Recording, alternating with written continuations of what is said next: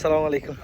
তো এক্সপেরিমেন্টটা দেখার পরে হইলাম যে না, এটা তো অত করা লাগবো, নিজে নিজেও পরীক্ষা করা লাগবো, যেহেতু এটা অত কষ্টর কোনটা নাই।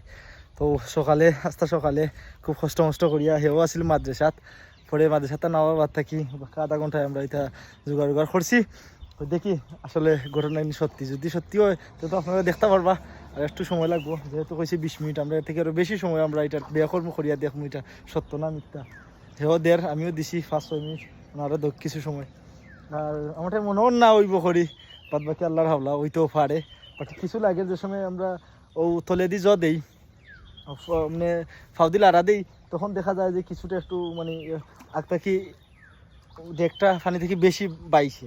মানে আগে মুরগ বেশি গেছে, কিন্তু এখন দেখা গেছে যে খানগুলো থেকে বেশি বাইছে, বোঝা যায় যে কিছু গ্যাস এটার ভিতরে জমা হয়েছে। ও আর কি একটু আত্মবিশ্বাস কর যে হয়তো এটা ওইতো পারে।